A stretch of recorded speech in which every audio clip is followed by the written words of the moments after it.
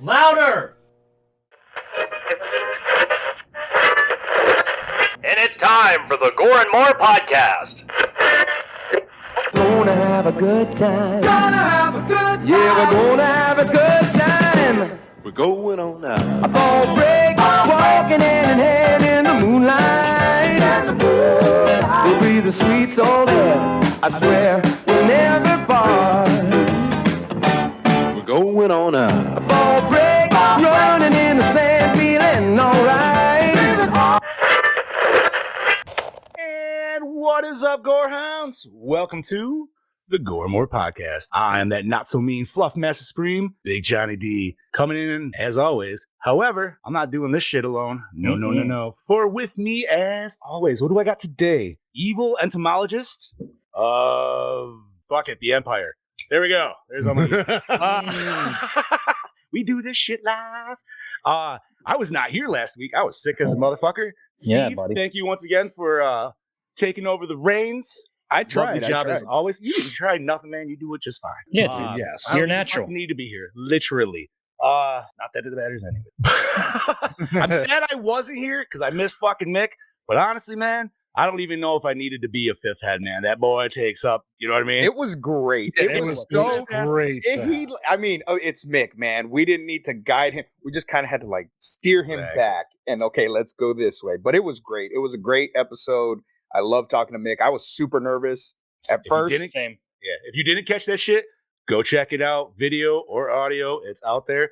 But we'll continue this shit show going. And let me get these intros out of the way. So we have our daddy himself, the Dark Lord of Knowledge, Mr. Chad Chrisman. What's up, bitches? Yeah. We have the host with the ghost, Lord Scuba Cabra, the Duke of the Dead, Mr. Steve Vasquez. How's it going, baby? And the cuddliest man I met this fucking entire weekend, the Meat Mountain himself, that man from the dreams that make you cream your jeans. Oh, let's fuck that up. Mr. Bobby Amone. What's up, my little hellions? Yeah. Hello, Gorehounds. Welcome. Today is April 11th, 2022. And we have, well, a creepy crawly episode today. But first, as always, we're going to talk about what we did in the last week. So, Mr. Vasquez, if you could please. Ladies and gentlemen, it is now time for your Slice of Life. Thank you, sir. Yeah. You want to start us off, and we will go counterclockwise, buddy. Sounds good. So as always, like I always say, I worked all week, had a chill weekend. What did I do this weekend? Hung out with my grandma, which was like the most highlight of my weekend. Also went to go watch a play this weekend. Went to go watch The Wedding Singer with my boo thing. Nice. And, okay, TJ, I'll get it down. All right, just What are we doing? whatever. Anyway, TJ said need more Need a little sustain more at the end there, sustain. Steven. Look, you do it your way, I do it my way. That's the scuba way, all right? Oh, he's giving you shit for What the we slice of did. life. Sorry, Yeah, my fucking yeah. gerbil's running a little slow. My bad. But yeah, we went to go see The Wedding Singer. It was the last weekend of this play, and I have a couple of friends that were in the show, so the girlfriend and I went out there. We dressed up in 80s fashion and just went and had a good time and hung out with my grandma, took her out to eat, and it was just a chill weekend, man. There is a video that went viral from the bar that I work at. There was a fight on Friday night No. between no two shit. females. Yes. Ooh. And while they were commenting on the fight, people were more amazed that I kept singing Boys to Men while this fight was going on. So Which boys to men? end of the road. It Of was course. the end of the night. It was the end of the night, and that's usually one of the songs that I end with. And so I'm singing my heart out, and the break comes on, and I'm like, all right, ladies and gentlemen, at this time, if you don't have a drink in your hand, you got to exit the bar, blah, blah, blah, this and that, giving my spiel, talking about how karaoke returns tomorrow. So everybody's like, I like how the karaoke guy just kept fucking talking and singing. Like, it was great. While these two bitches are fucking rolling around the ground with their titties popping out. Which I had no idea. I had no idea what was going on, though. Like, I did not know. I was oblivious to this fight going on. And so when I saw everybody walking outside, I had people singing with me on stage. And so I handed the mic off to a customer so that she could sing, because she was in front of the stage singing. And then I walked outside, made sure everybody was cool, that none of my guys got hurt or anything, and walked back inside, finished the song. That was the end of the night. So that's all I did. What about you, Bobby? Because I know you did some cool shit this weekend. Well, what did I do this weekend other than want to kill more people like normal? But the cosplay stuff is in works right now. I've had a ton of people at a little show that I went to who I met a certain someone in this Foursquare here, and that went by the name of Mr. Fluffmaster Supreme. Hold on, let me get this right. This guy up here. There we go. See, now I'm getting somewhere. And we were at NJ HorrorCon on a Saturday, and so Good day. excuse me. It's been a bit since I've been to that con. It's been about 2 years since the pandemic kind of came in and took all the shit. Right. So it was nice to go down to Atlantic City. I had my girlfriend with me. We were walking around, and this was her second outing at a show, and she was like a little kid in the candy store, like, "Oh, we get to go." I'm like, "Yeah." So it was good, and like I said, I met Mr. Johnny here, and it was wonderful to finally meet someone my size. Dude, it was Beautiful. It was absolutely It beautiful. felt like He two said- thunderous titans meeting in the- he says I'm cuddly. That's my fluff master hug. Well, Bobby's way more solid than me for sure. Like, the dude I still got a fucking little bit arms. of I still got a little bit of unsolid to work on here. It's gotta go. Gotta go. So we had that going on. And it was just a fun show. I met Felissa Rose finally, and that Nice. woman is an absolute sweetheart. Probably one of the sweetest people I ever met. She is, and she's still looking good. I will say. She's still looking good. Mhm. And then we were playing in the arcade and playing pinball, watching Jennifer Benko walk around half naked at the scary karaoke, hell of a thing. And that was it. And then Sunday was another chill day. I hang out with my girlfriend and a few friends over the weekend as well. And then this week, got Lance McKinney of Masks by Lance is finishing up my Jason mask, my custom Jason mask. I would say I'm hoping by the end of the week. Nice. And then I still have to order a new shirt because the one I had doesn't fit because apparently my shoulders got way bigger than I thought they Yeah, were. baby, that's a good reason for it not to fit. That's the only reason it doesn't fit. So the new Jason is still coming along, but everybody's like, when's it coming? When's it coming? I said, I ain't rushing this bitch. It'll be ready when I want it to be ready. So when it's ready, then it'll be at shoots. It'll be at all that. And I got a few other new things I'm working on. A couple episodes of Machine Shop. 2 of them are in line, and I'm trying to get another few more. So, but that's what I got going on. So enough about me. Right above me, Mr. Chad Daddy, give me your rundown. Yeah, it's a pretty boring week at work, like usual. Not much happened. Little this, little that. I guess I did get the parts for my car, so I got those replaced. And here's the funny thing: so the first night we hook it up, put the wires on, turn it on, battery light comes on. Like shit, we might have the wires crossed. So we snipped them again, spliced them again, put it back on, and the battery light came on, but it ran fine. So I'm like, screw it, we'll just see what happens. So I take it to town and I go to clean my windshield. I turn the wipers on and nothing happens. Oh, shit. Ooh. And I'm like, shit. Because, my first thought was when I turned on the car after having it, mess up the week before was right. As soon as I turn it on, like the wipers just started going crazy for like a few seconds and then that was it. And it did that before when the switch on the steering column went bad and I had to replace that switch. And my first thought was, shit, there's a power surge. It blew that switch. So I go to town, I come back, and Steph looked it up, and she's like, hey, what actually probably happened is those wires were right the first time, and these wires are crossed, because this is telling me that those wires power the wiper battery, the wiper motor. Alright. So I took her car to work the next day, came home, we switched it, and she was fucking right. Of course she was. Of course she was. Dang. But, You told her she was right, though, right? yes, but Okay. That's yeah.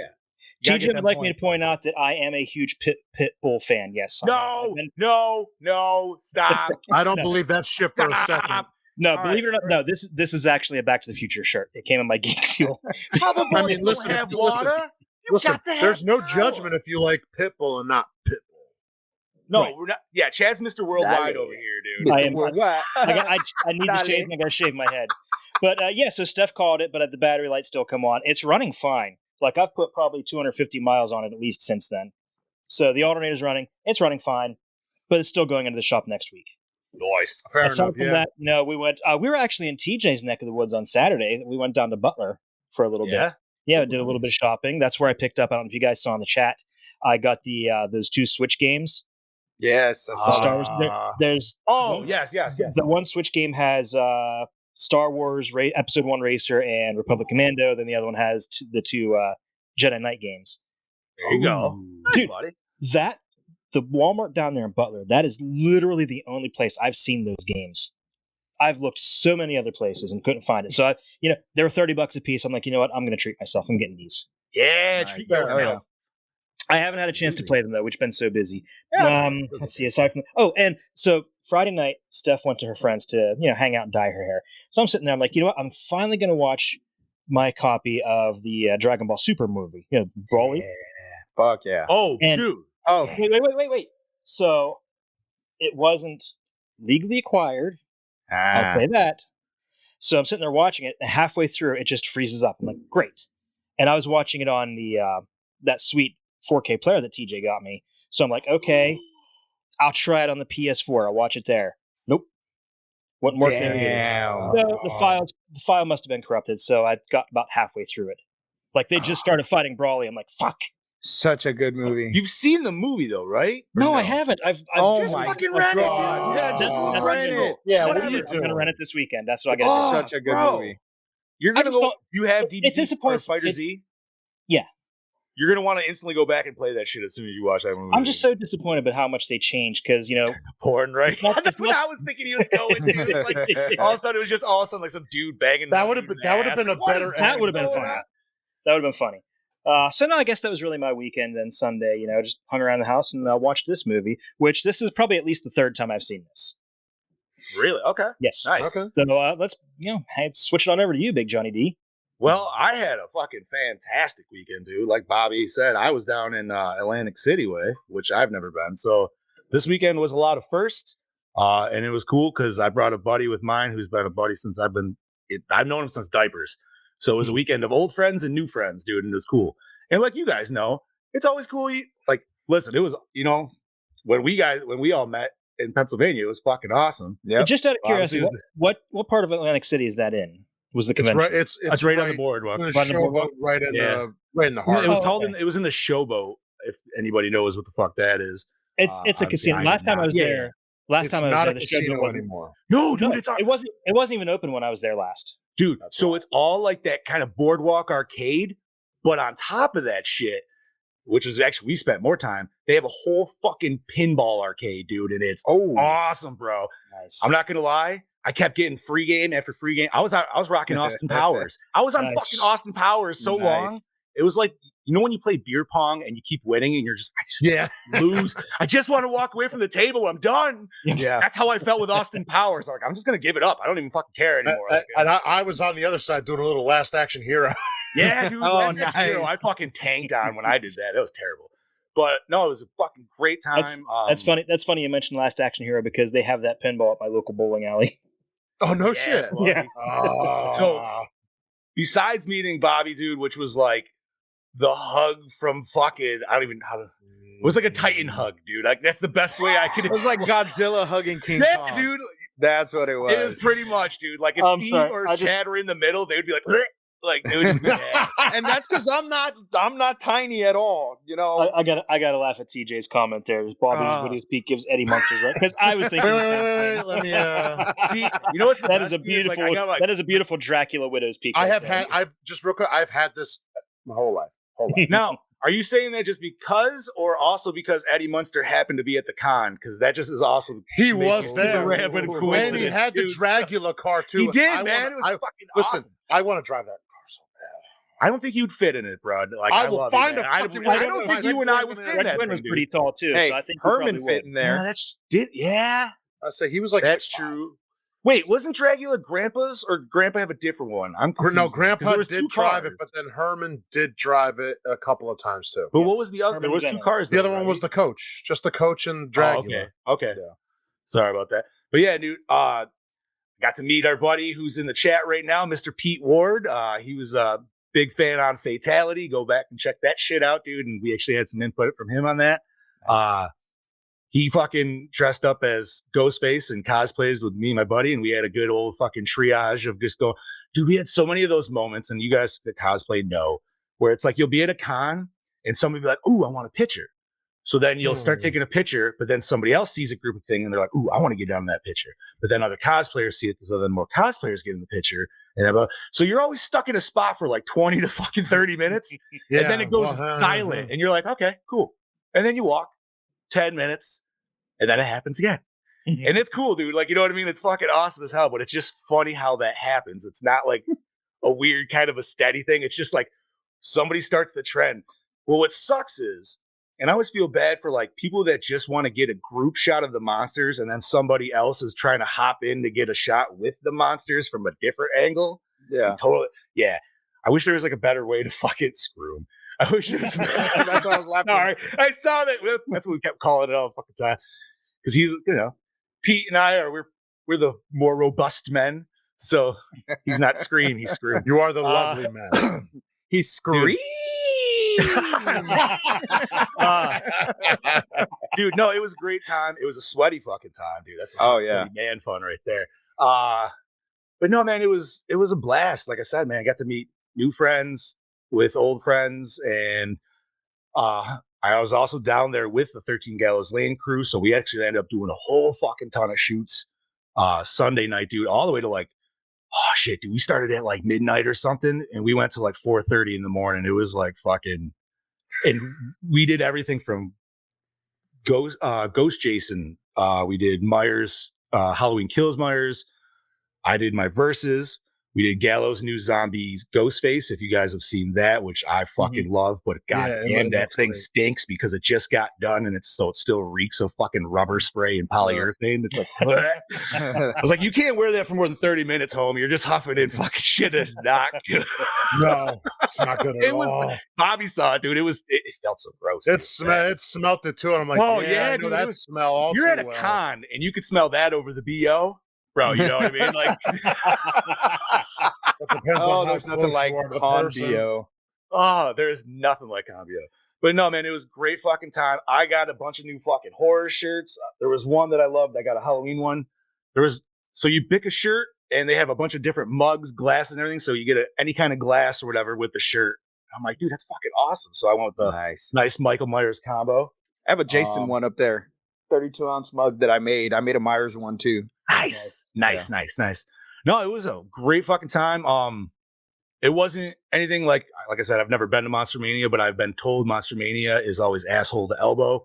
So that depends on who's there. Just saying. Okay, that's fair, and it's probably also which venue it's at too. But this one wasn't. It was nice, you know what I mean. Like it never felt backed up at all, but at the same time, like that's good, you know what I mean. Yeah. But it still got hot. You still definitely had to go out and like get some fucking airflow every. Well, I mean, especially when you cosplay, man. I mean, you especially when you do somebody like Jason or Myers or anybody where you're covered completely. That hood sucks, man. Yeah. Okay, guys, let's kind of wrap this up so we can get on target here. You are correct, sir. We are in the 20-minute round. So today is we did that fucking shit. Fuck that. Steve, what are we talking about today, bud? Today we are talking about 1985's Phenomenon, released January 31st. The young Jennifer Corvino, played by Oscar-winning actress Jennifer Connelly, is sent to a private Swiss academy for girls where a vicious killer is on the loose. Jennifer has a unique ability to telepathically communicate with insects, and an entomologist, Dr. John McGregor, enlists her help in locating the murderer. As the mystery unfolds, they find themselves in a bizarre murder plot with maggots, telepathic insects, and a razor-wielding chimpanzee. Yeah. Can Jennifer uncover the killer's identity before becoming a victim herself? Directed by Dario Argento, Two Evil Eyes and Trauma. Written by Dario Argento, The Church, The Sect. Franco Ferrini, Demons and Black Glasses. Produced by Dario Argento, The Wax Mask, Scarlet Diva. Bobo, let's get it. All right, God forgive me. I'm Italian. I'm gonna fuck it up. Here comes the best part of the show. Not fucking doing better than you, Bobby. God damn it. All right. Jennifer Connelly, Labyrinth, and The Rocketeer as Jennifer Corvino. Daria Nicolodi. Am I saying that? Nicolodi. There we go. I was about to say Nickelodeon. Opera. Paganini Horror as Frau Bruckner. Bruckner. I'm from Not Beluga. I'm right? Dahlia D. I'm terrible today. Oh my God. Oh, The wow. Lila. Dahlia Are you D. sure you hit that Lila. one? So, DJ, hop in. Buster Frankenstein, Killer versus Killers as headmistress, Patrick Bacharo. I'm going with that. Just go with that. That's it. A View to Kill, Panic Room as See? Inspector Rudolph. Shut up. Donald Pleasance, You Only Live Twice, Warrior of the Lost World, and Halloween's 1, 2, 4, 5, 6. We all know him from those. I threw those up. Listen. I'm putting them in there. Shut up. Yeah. As Professor John McGregor, Tanja as Inga. That's the chimp. The Okay, monkey. I That's figured the that. Not a monkey. It's an ape. Whatever. It's got a fucking That bubble ape has ass. some booty, dude. Fior Argento, Demons Trauma as Vera Brandt. Frederica Mastroni. Mashed potatoes. Mastroni, there you go. As Sophie. Gaspar Caparoni as Carl. And one more. I fucked this up. Fiorenza. Forenza Tessiar. Close enough. As Gisela Zuller. Close enough. Oh my God, that was terrible. I am sorry. Chad, For save everybody Bobby from the fucking. Okay, music by frequent Argento collaborator Goblin, Contamination, Hell of the Living Dead, Dawn of the Dead, many others. Cinematography by Romano Albani, Inferno and Troll. Edited by Franco Fraticelli, The Cat of Nine Tails, Delamorte Delamore. Effects makeup by Sergio Stivoletti, The Church, Delamorte Delamore. Distributed by Titanus, not the Titanus Zord, unfortunately. Oh, You guys remember that? wow. Yeah. I forgot about that. That was the long neck one, right? Yeah, that was that big ass Yeah. All right. I'm on board. Runtime of the Italian version is 116 minutes. There's also a international cut, which I believe is 110 minutes. Catch most of And- that on LCE because they Yes, talk about and like 3 or 4 different. I was going to get there. I was going to get there, and the Creepers cut, which is the American version, which was like 85 minutes. MPAA rating of R, budget, and gross. I couldn't find anything. I apologize for that. And if you guys definitely want a more in-depth, balls to the wall coverage of this film, go to projectlouder.net. Check out episode 16. That's Wow. Camera Exploitation. I saw it. Candy got down yeah, right to the buddy. number. I saw it- Damn, buddy. I did. I saw it in the chat, and I'm like, man, I got to make sure to mention that it's specifically There you episode go. 60. Who was on that episode, by the way? Do you guys remember? It was TJ Brody and myself. I Yeah, got it to sit in was. for that episode. So I just want to give a little behind the scenes real quick of that episode because, we're clowning on Bobby for fudging up the names. Brody had some problems fudging up the names, and I laughed quite a bit while he Yeah, was so go doing check that shit out. And we get I Brody. feel better now. But the big difference is, when Brody fucks up a name, it still sounds so sexy. But the thing is, He got an accent. I don't. I admit it. Okay. it's recorded, so none of that made it to the cut. So, but just like I said, a little behind the scenes of it. That's true. Fair. Nice. Alrighty, so we are on general discussion, gentlemen. Yes. So this was my first viewing. Clearly, gentlemen, you have seen this all prior. Bob, right? First time. Oh, okay. So Bob and I both. I think before you, I think I could say this. I think me and John are on the same page with this. Well, we'll And get into Chad and I Roughly. are kinda on the same page. Yeah, I would say so. It definitely gets better with multiple viewings. And the first time I actually saw this was the Creepers cut. My dad rented it when I was a little kid. And it probably wasn't too long after it actually hit VHS, because I seem to want to think it was around 86. So how do I know? Is it actually just called? Is it still called Phenomenon? But it's just No, you gotta it's just- go by it's the called- runtime, or is it actually called Creepers? Because I watched It's called Phenomenon. Creepers. so I'm pretty sure it's called. I think it would go Right. by Creepers, but I'm not 100% sure. And on Roku, by the way, I searched for Phenomenon, and it did not show that it's on Amazon Prime. It just showed Redbox and a couple others. Really? Yes, But it is on Amazon Prime because it is. I watched it. Yeah, because I actually did the show notes before I watched the movie, because I had time just sitting around yesterday, so I did show notes. And when I was looking up, different things, I always check Prime for like a description, and I saw that they had it for rent. I'm like, okay, I'll just get it there, because it was the 116-minute cut. It was the Italian version, which, by the way, this was fucking hilarious because it is the Italian language version, or it's not not entirely Italian language. Yeah. I know where you're going. I know where you're going. But some of the scenes they could only get the Italian language audio for it, and if you turn on subtitles, it literally just says foreign language speaking. Oh, Does boys. not translate. Oh, boys. Oh, there's somebody here. Somebody's here. I feel a great disturbance in the force. Oh boy, let him in. Hello. Boss man? Is he muted? Maybe I he's don't know. muted. Maybe he's not here. Maybe he's not. Oh, hey, Ah! microphone. Okay, There- a little clarification. There here, he is. From the disembodied voice you're hearing now. The Creepers cut was what they called it in the United States, and it's like a heavily edited version of what Chad and you guys watched today.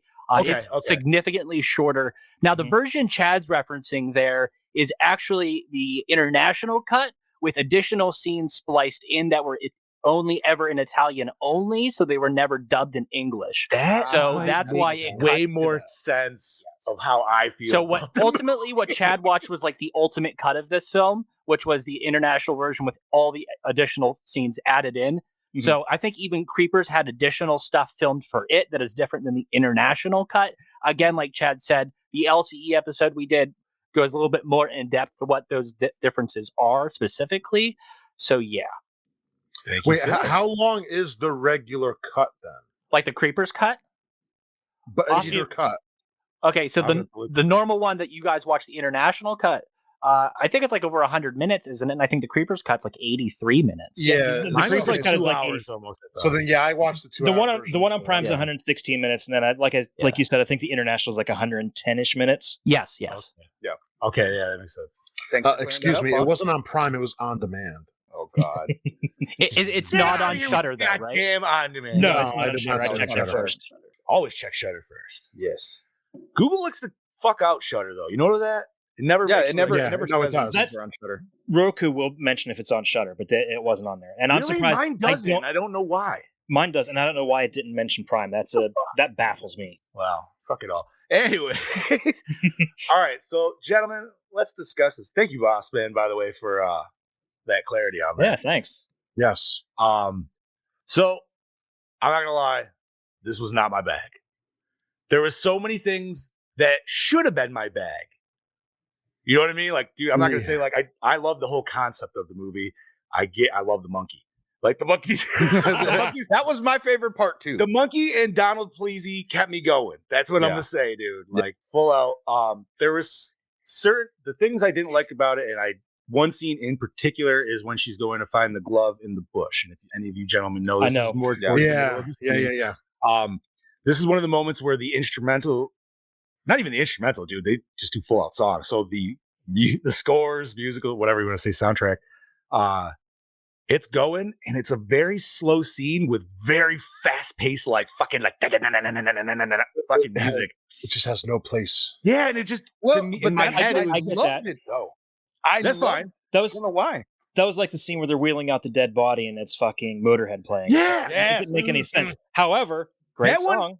that one didn't bother me as much No, for some yeah. reason. It just for that scene in It's the particular. MTV era.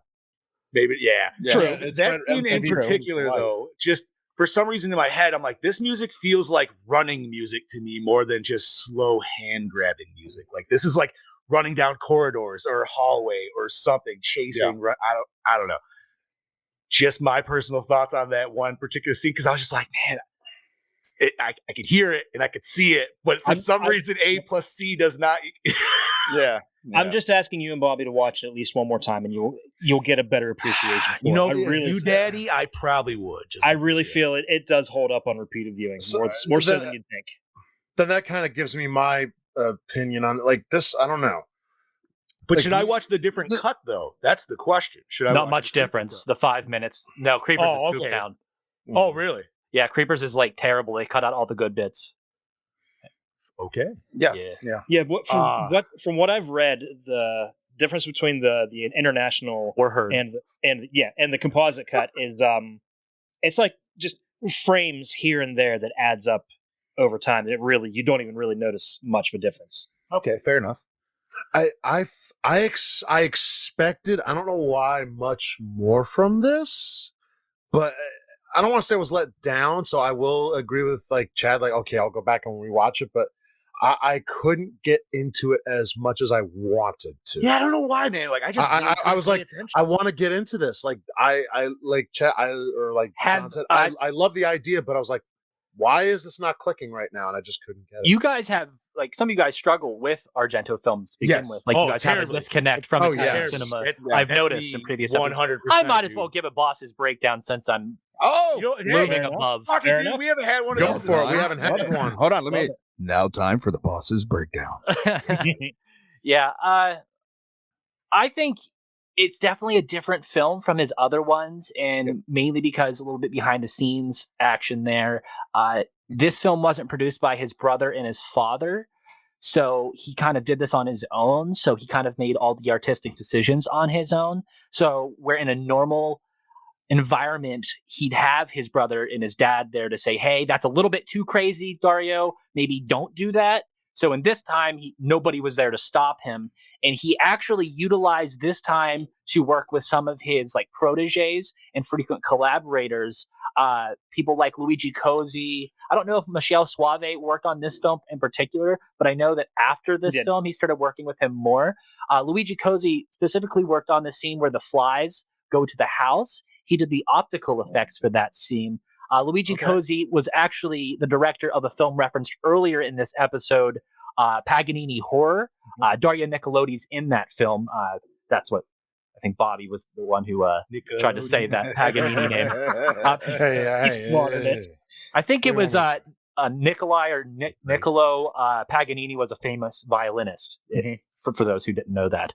But this film is just completely totally different than the other Argento films. And if you don't like his films to begin with, then you're probably not going to like this one. But with that being said, this is probably the more slashery type of film at times. Correct. For sure. Just in the feeling. Yes, it has some giallo tones, but it's nowhere near like what a Deep Red is or Four Flies is on his. I'm going to say, just on to add to that, filmography. Yes. If I hadn't watched giallo because of you guys, there's no way I would have actually noticed these giallo tones in this movie. Obviously, I did. And now I will interject there and say that you guys haven't actually really reviewed what specifically his giallo films. You reviewed his witch films. When you guys do films like Bird with the Crystal Plumage, Cat o' Nine Tails, Deep Red, more specifically, films like that, those are more giallo films that have more of those types of tropes than what you consider a slasher film. Which one was Deep Red? Deep Red is also called Profondo Russa. That is the one with, what's his name? Hemmings? Is it David Hemmings, Chad? Who's also in the film Blow Up that Antonio Margheriti did. I believe that's what it is. It's 1970. Is it 4 maybe? It's a giallo film. And it's public domain, so you can literally find it everywhere. It is, isn't it? Didn't we have that discussion not too long ago? Yep. Yeah. Oh, no shit. Yeah, Arrow has a release of it right now, I believe. It's also, I think, on Shudder, maybe, or the Arrow app as well. By the way, I also want to interject, if I'm not mistaken, since you brought it up. Isn't Paganini Horror a Vinegar Syndrome release? Severn, that was it. Okay. Yep. And it was one of the two. You know, like I was telling the boys in the chat, TJ, that this movie is either loved by Argento fans or hated by Argento fans. There's no it's 50-50. There's no middle line. They either love it or they hate it. Like I said, you guys, you held my attention with a monkey and Donald Pleasance. So obviously I'm a simpleton, and I'll totally fucking admit it. Now, is this the first time you guys have seen Donald Pleasance in like a non-Loomis role? Or it was for me. Oh no! What the hell? No, because he was the bad guy in fucking. Oh my god! Well, is this the first non-American film that you've seen Loomis in? No. Yes. Well, Pleasance. Yes. His films get so weird when he ventures out of the States. There's a film called American Rickshaw where he turns into a pig man. You were telling me about that. Yes, it's kind of like a knockoff of Big Trouble in Little China.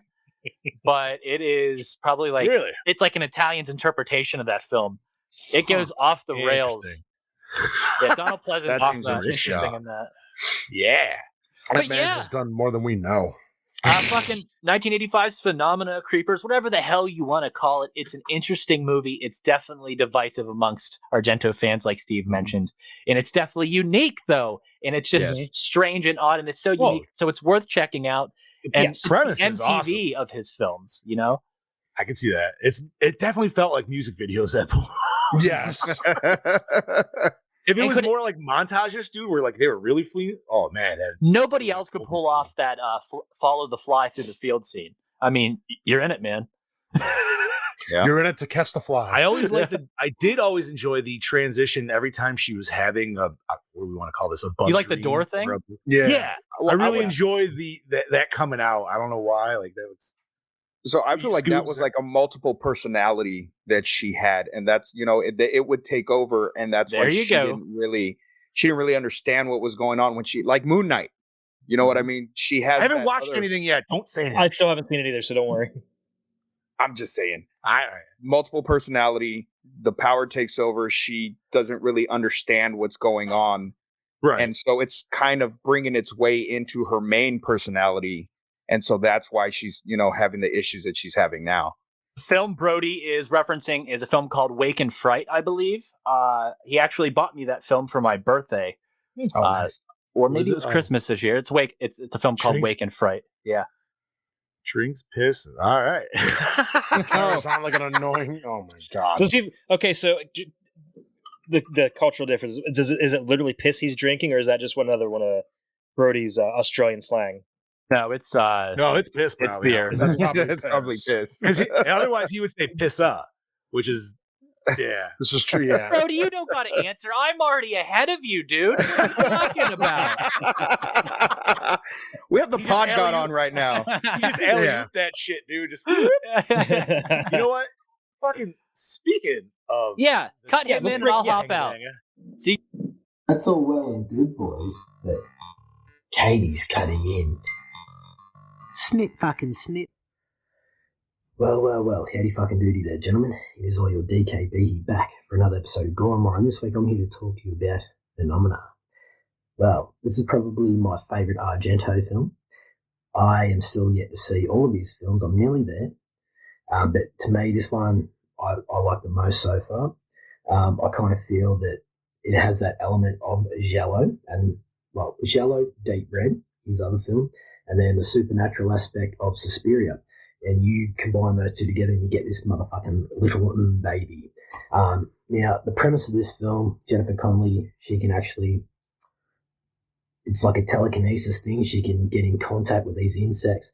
Yes, it's a little bit out there, but I love how he's able to intertwine her story with the realism, like real life crime scene, like FBI agents would use these type of insects around, or even just notice that the insects that are on the body, and they're able to tell when and where they were killed. Or it's cool how he's able to create this realism around a fictional or non-fictional story, whatever the fuck you want to call it.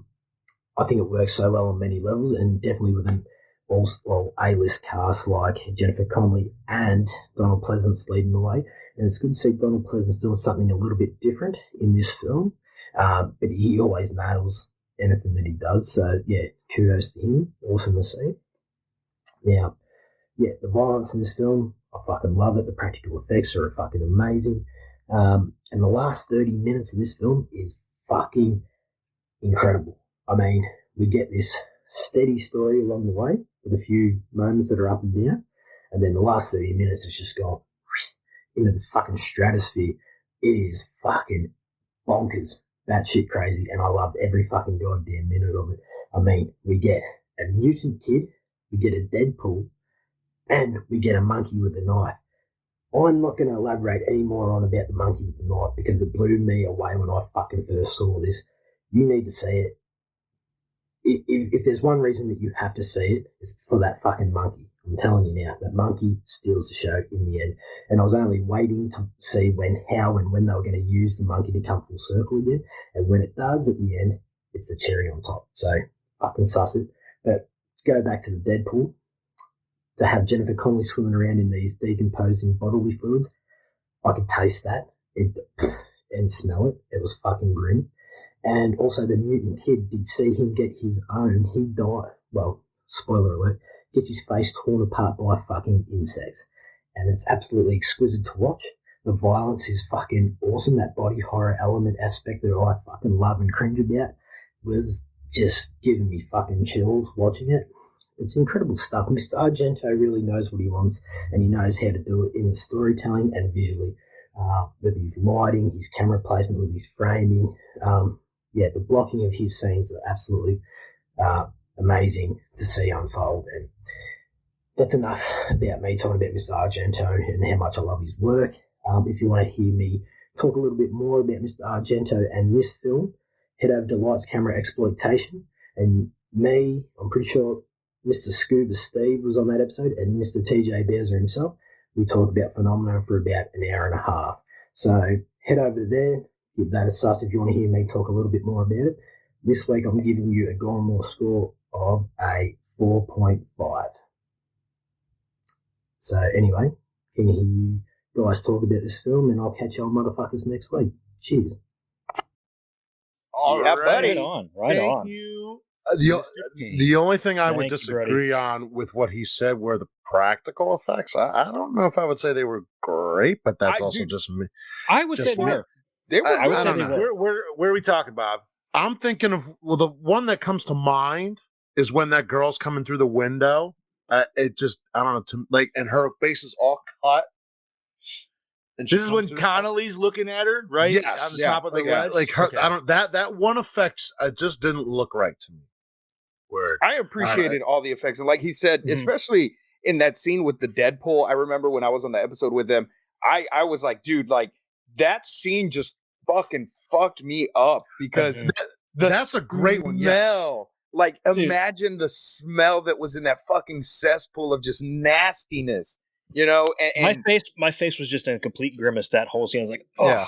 I bet you could still light a candle and make it smell halfway decent. Nah, probably not. I don't know. There was a lot of shit floating around in there. I know that was pretty fucking gross. I did like that. I will say it was like, You know what? Brody kind of sold me a little bit more, kind of reminiscent about that last third act. Definitely like the last 30 minutes. Yeah. The last 30 minutes. Okay, you're right. You're right. It's not even the full third act. Fucking great because you get, it's kind of a slow burn, but then that last 30 minutes, you're like, oh fuck, here we go, let's go. And I always, when I watched it the first time, and I want to say I said this in the LCE episode I was on, I felt like she could have been like a fucking X-Men or something. She had some kind of like mutant power to be able to control those bugs. You know what I mean? Thank you. So, I was gonna ask you guys this. I was gonna bring it up in the chat and I forgot. I'll just bring it up in here. That is basically a superpower. So yeah. If you guys could pick a non-traditional superpower, traditional being, super strength, flight, invisibility, things like that. If you could pick a non-traditional superpower like that, what would it be? Think it over. That's a good question, Chad Daddy.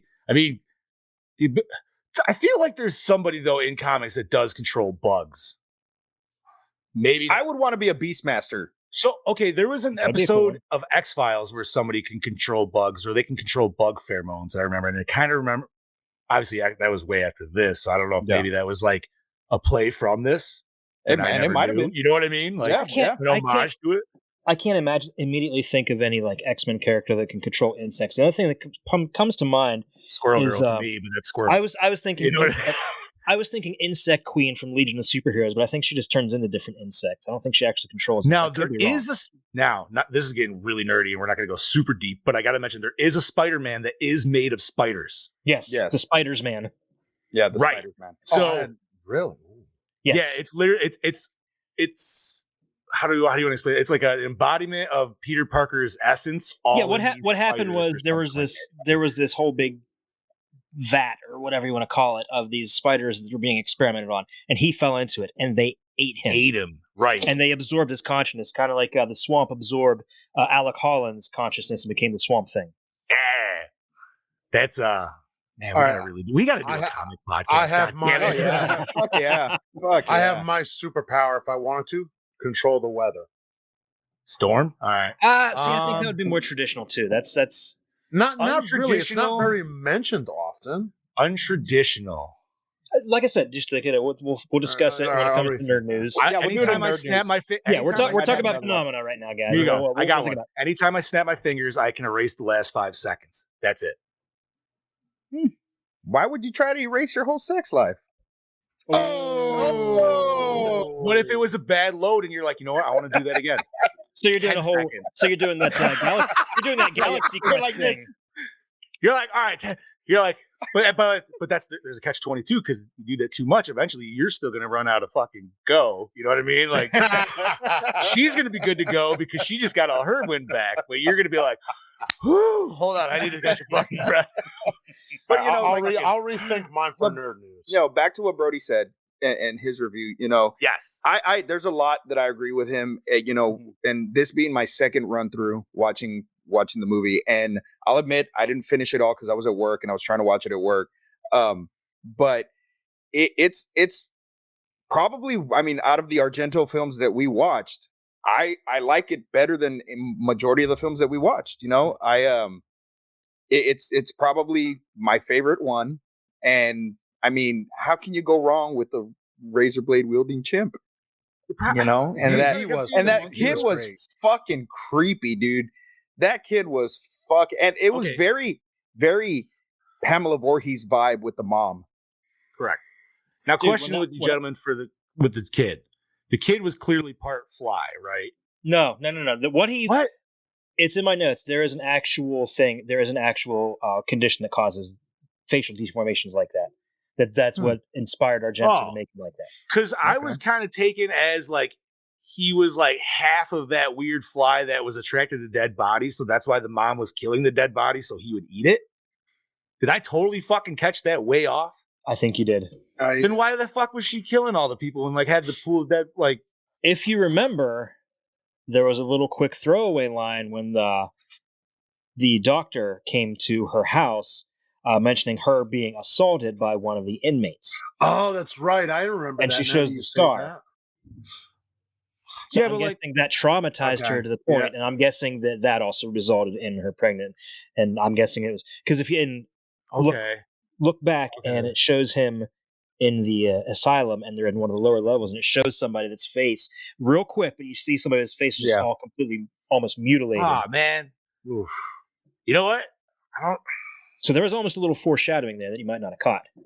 And that's that it's definite. Honestly, that's not even which is why you need a second run through. Well, but at the same time, like I would, because all right, so that's why I was confused because I thought honestly, like this kid was somehow like weirdly part fucking fly. My head went to like Jeff Goldblum kind of shit, and then but this is where my head went, and I was like, well, wait a minute, if he's part bug, how come they didn't have a weird like internal conflict between her being able to control bugs and him being you know what I mean? So like I was like, man. Feel like there's like a lot of shit that it just wasn't. So yeah, wow, I completely maybe it could even be that whole fucking shit.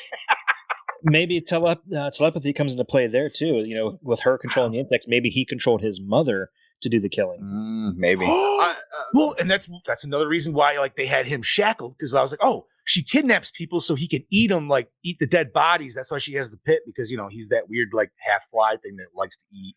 See, I didn't think very much deep into it. I just thought that's a deformed child. Like, what the fuck happened to him? I didn't think as deep. Like Brody said, you know, the kid has maggots around his mouth. Is he eating the dead bodies? What is going on? That's what I'm saying. That's why I thought he was the fly because he's producing his own maggots. Or is he rotting from the inside out or something? Like, what else would maggots be there? There's no other thing other than he's eating them, or it's something inside. Well, all right. I mean, so let's say if like any of the bugs that from the crime scene was actually like. I mean, yeah, the head was just thrown out, so obviously that was found. But you know what I mean? Yeah. Like, I'm just saying, like, what if he was the one producing all the bugs that they keep finding on all the things because it's like he's eating the dead bodies and shit. You know what I mean? I don't know. I mean, that's how I read it, but maybe I completely misread it. So it's maggots don't appear as quickly like that, so I wouldn't rule that out though. Because like he's not dead, so why is he covered in maggots? Yeah, he had to have been some kind of little fucking freaky ass cannibal or some shit. Because like when she had maggots is because she thought she was dying because of the poison, right? Like that. Yeah. I took that correct. That's how I took it as, at least. So no, that's not those maggots were in the bathroom because they were on the bar of soap. Right. But I thought that's how she. Oh yeah. But I thought that's how she knew it was like poison or something. No, the maggots were already there. She just put two and two together. Oh, fair. Because the maggots, you know, they would have. That specific type of larva was only around right. You know, I just want to say I never want to go to a school in an Argento film because No. Yeah, dude, they there's all always some fucked up Never. shit going on Ever. in a school. Like always. Maybe Just saying. maybe that's just how European schools are. It's a completely different culture. Listen, Well, if not that's only how that, they are. Everything's No. evil over there. Listen, I mean, if that's how they are, I know plenty of people who went. Some of them are definitely out there. So something's up. Well, there's So Brody definitely said- that whole like the rest of the school. Well, they did in Suspiria, the whole school like being just assholes and shit to the main character and everything. So, But Brody I'm said sorry, maybe go the ahead. maggots around his mouth are just from the human body parts he eats. So, So I mean, okay, and that I mean, and That's maybe the most that likely scenario, stems yeah. from the mom. The mom made him a cannibal because of how grotesque he looked. You know what I mean? She saw him as a monster, and so she was feeding him as a monster. Hey, by the way, when I was a kid and saw that for the first time, that creeped me the fuck out and gave me No, a dude, kind of creeped me out when it I creeped me saw it, out, dude. I was yeah, like, I'm what the? I fucking- wasn't yeah. expecting that shit, I dude. mean, that yeah. means. See, Then he came out of his little boat with his little fucking spear, like, yeah. See, I'm the weird one. I wasn't creeped out. I was like, oh, You're right. that's In pretty the last 30 gross. minutes, man, like that shit did have my attention.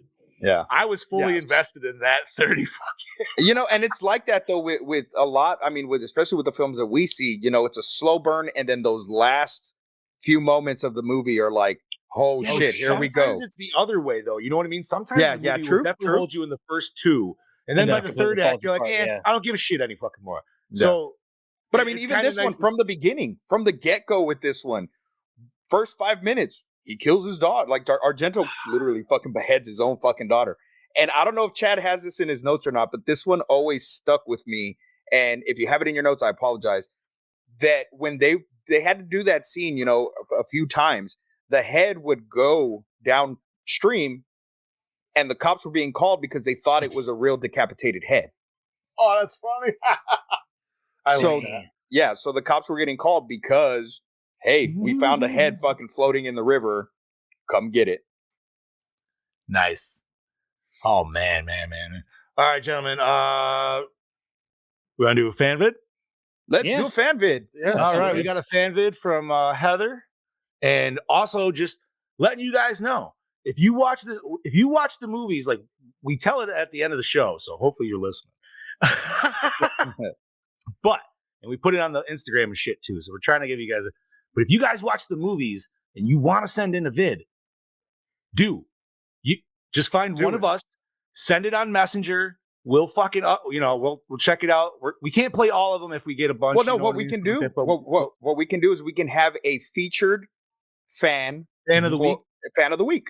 Yeah, And then we'll there feature you them. go. We'll play their video, and that way we have a rotating, fan vid. And I think that'd be a great idea for us to interact more with the fans and get them out there and show what the fans think of these films that we watch, because it's just our opinion, So Right. the more So we're opinions we just get, like you better. guys. So Yeah. it weighs as much as ours does. You know what I mean? So Mhm. okay. So yeah, once again, if you watch the movie and you want to give us your 2 cents, be like, you know what, this movie was fucking awesome, or this movie was absolute garbage. Mm-hmm. Please send us a vid. Keep it under 2 minutes. Yeah. If I could ask. Because most places will only allow like just Yeah, it won't allow the upload of that. So And please definitely ask before you send a vid. Don't just go sending vids all willy nilly here. yeah, and Be like, hey, can I send Once you a again, vid? Not just we're- like here. yeah. So on that note, we have Heather, the redhead of the Hi, dead. Gore N More. This is Heather, your redhead of the dead, here to say a little bit about Dario Argento's Phenomena. Basically, I'll say typical Argento film, which means boring. Long Ooh, walking scenes. it was not with Wow, music, that was. I didn't think it was large that ornate boring. Honestly, doors, not at mystical, the end. At least. enchanting force. I was slow pulling at the protagonist at that- the beginning, though. Never really gets fully explained. Long, unnecessary scenes that just drag the movie out. It wasn't really Yeah. like a strange Boring. force that was pulling it. It was just sleepwalking. First thing that I wrote down was the first kill. Her head is like inches from the glass. This is not like the killer takes her and like throws her into the glass. She just gently falls back. The glass would not shatter. She has like no Those are force mighty going up words. against that glass. It just seemed like this over dramatized thing, and I love that. I didn't kill. like it. Sorry. Open one. Yeah. The killer's blade looks extremely dull. Like With really, scissors. seriously, really They're dull. It does not look scissors. like anything that would do anything. It looks like a prop. Yeah. I thought Dollar Sharp, it's going to do some damage. Typical like we saw in the first couple witch movies. You guys know what I'm talking about. Inferno and whatever. Big rain scene as the protagonist is coming up on the schoolhouse. I thought, well, at least in those movies, they drenched the girl so we could see her in wet clothes. And I mean, it's not like we're going to get any nudity. So I thought it would be nice to have drenched Jennifer. Could have given us that little thing. Would have been nice. Blade. Oh, my the favorite elongated scene spear. Was near the end when they find the pit of body parts. So that was that was cool.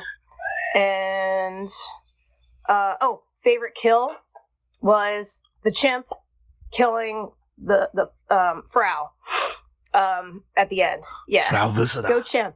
Woohoo! And favorite song, "Locomotive" by Motorhead.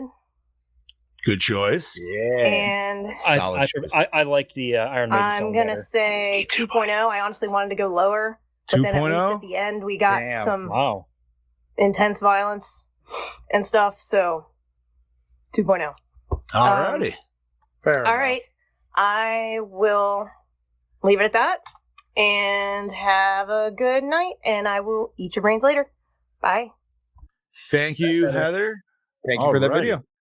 And I can tell right now our scores are going to be all over the place on this movie. You know what? I'm not going to lie, dude. So this is one of the times, and I know you gentlemen have all had it in our journey down this road, where I feel like discussing the movie with you guys, and actually having Bossman and dude, Bossman definitely always changes. You know what I mean? Like, yeah, he has such a plethora of knowledge. He could just be like, just regurgitate out. Well, because he doesn't just watch a movie. No, I know, dude. He watches the movie and then goes like balls deep into the fucking movie. And, dude, straight up. I wish I could do that. I wish I could do that. We need to just buy him a shirt that says cinephile. Then he needs to wear. Yeah, there you go. That would do like no, not a shirt, a sash, like Homer Simpson's mayor sash. So yes, the pod boss with a top hat. It's gotta say. Okay, so where's it? All right, cinephile, and then it says pod boss on the top hat. No, he's not even the pod boss anymore. He's the pod god. Pod god. Oh, okay. Yeah, he changed it. I'm sorry. So he needs like a fucking like a deacon hat or something, or like. All right, we're gonna do Pope hat. We're getting you a Pope hat. No, give it. I was gonna say the Pope hat's even better because it's taller. All right. So Chad Daddy, you want to spread the curtains and see what we got? Sure. So Jennifer Connelly had part of her finger bitten off by the chimp in the final scene at the end of the film. She was rushed to the hospital, and the finger was reattached. Apparently, during the scene, the chimp kept turning around, and Argento, not wanting to film her behind, asked Connelly to place her hand on the animal to stop her from turning. When she attempted to do so, the chimp became enraged and bit her, and then became very hostile toward Connelly for the rest of the film. The monkey hated her. The monkey hated her. You got an angry chimp mad at you. Dude, I wish they filmed an angry chimp. I wish they filmed that, because I feel like the chimp in the film seemed kind of docile, even in like the extreme scenes. You know what I mean? Like, I was still like, nice. Like, it made me want to watch Mallrats or like Jay and Silent Bob or something. You know what I mean? Yeah. But Rudy's waiting on his trophy for watching Stan Helsing. Couldn't agree more, buddy. Hey! Couldn't agree more. No, fuck you. You don't get a trophy. You're getting a poop medal for that one. That's a poop medal. That ain't a trophy. I'm going to send you a bag of shit. That's what I'm going to send. So that... Should we have awards for like all our best and shittiest? We should do that. I love that idea. Awards. Yeah, we should do awards at the end of the year. At the end of the year. And then we each have to pick our.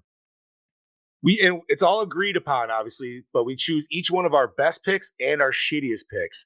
And the best pick, Golden Chainsaw, we can't do that. That's obviously a stolen thing somewhere else. So we'll do, I don't know, we'll fucking pick something, whatever. Golden Machete. We'll do the rusted toilet for the golden shittiest shower. one, dude. The rusted toilet. The rusted golden toilet. Shower head. No.